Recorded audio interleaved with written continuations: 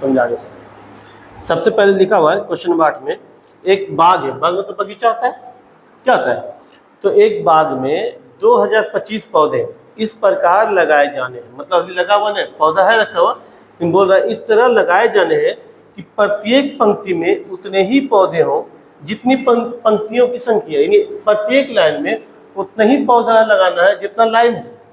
अगर 10 लाइन है तो 10 ही पौधा लगाएंगे एक लाइन में, समझे, एक लाइन में 10 ही पौधा।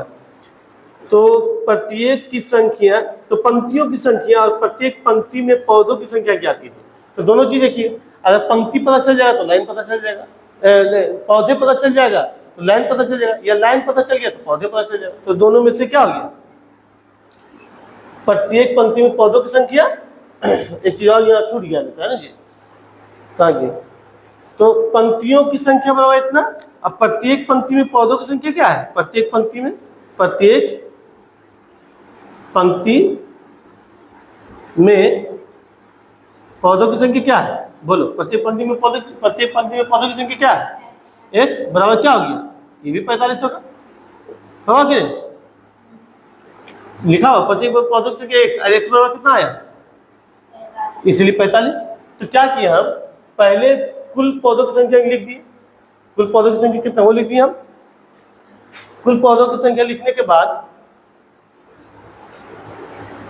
पंक्ति कितना है मालूम है, तो क्या लिखे हम, माना कि पंक्तियों की संख्या x, अब x जब मान लिए पंक्ति की संख्या, तो एक पंक्ति में पौधा कितना होगा, किताब बोल रहा है कि एक पंक्ति में उतना ही पौधा है जितना पंक्ति है, तो पंक्ति हम मान लिए x है, तो एक पंक्ति में कितना पौधा होगा,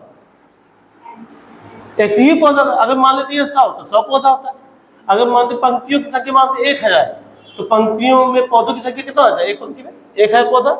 लेकिन हम माने x, क्यों माने, ताकि हिसाब आराम से बन जाए, क्योंकि मालूम नहीं है क्या है, तो जब कोई चीज मालूम नहीं है तब उसको x माना जाता है, बाकी ऐसी जानकारी हो जाती है। माना कि पंक्तियों की संख्या x है, इसलिए प्रत्येक पंक्ति में पौधों की संख्या भी x होगा। अब कोई चीज हम जब एक लाइन इधर गिन लेते, एक लाइन इधर गिन लेते, तो टोटल पता चल जाएगा जी क्या है। इसी तरीके से एक लाइन पता चल गया, एक लाइन में पंक्ति है, मान x पंक्ति है, मतलब 10 पंक्ति है, 20 पंक्ति, कुछ भी, एक पंक्ति में x पौधा है, ये दोनों गुना कर देंगे तो इतना नहीं बन जाएगा, नहीं बन जाएगा, जैसे 10 गुना 10 100 नहीं बन जाएगा।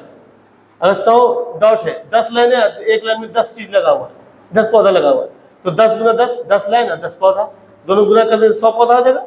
उसी प्रकार ये लाइन है और ये पौधा, एक लाइन में इतना पौधा और ये पूरा लाइन है, तो दोनों गुना करने के बाद क्या आ जाएगा 2025, क्योंकि किताब में बोल रहा है क्या कि उतना ही लाइन है जितना पौधा है, लेकिन पौधा कितना टोटल सब मिला के बता दिया, लेकिन एक लाइन में कितना लेकिन मालूम नहीं।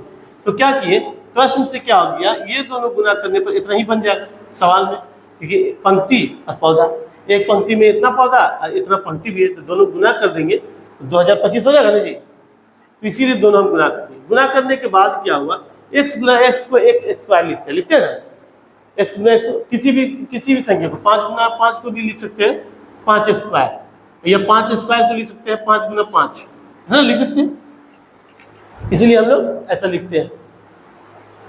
चलिए हो गया ये।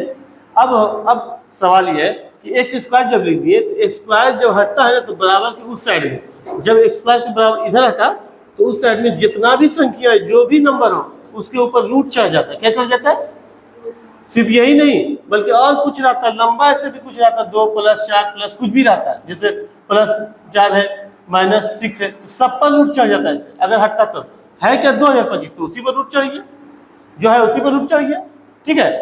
एक स्क्वायर हटाए तो बराबर के उधर जो भी रहेगा सब पर रूट है, तो एक्स पर स्क्वायर हटा दिए तो बराबर के उधर 2025 था तो उस पर रूट चढ़ा दिए, चढ़ गया रूट।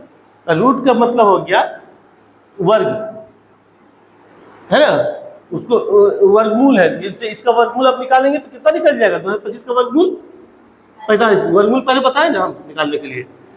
चलिए तो इसको अब हम वर्गमूल कैसे निकालते हैं जी, तोड़ेंगे, पहले तोड़ दिए, इस तरह तोड़ दिए, अभाज्य गुणनखंड विधि से तोड़ दिए, है ना। तो 3 गुना 3 3 गुना 3 5 गुना 5 ये आया, तो 2 3 के बदले 1 निकला, ये दोनों 3 के बदले 1 बाहर निकला, ये दोनों 5 के बदले 1 निकला। तो आप गुना कर देंगे, 3 गुना 3 कितना हुआ, कितना हुआ 9 गुना 5 45। ये 45 किसके बराबर, x के बराबर, देखो x के बराबर निकला। अब जो x है यानी वो पद 45 है, पंक्तियों की संख्या x है तो पंक्तियों की संख्या x है, तो तो x बराबर 45 है पंक्ति।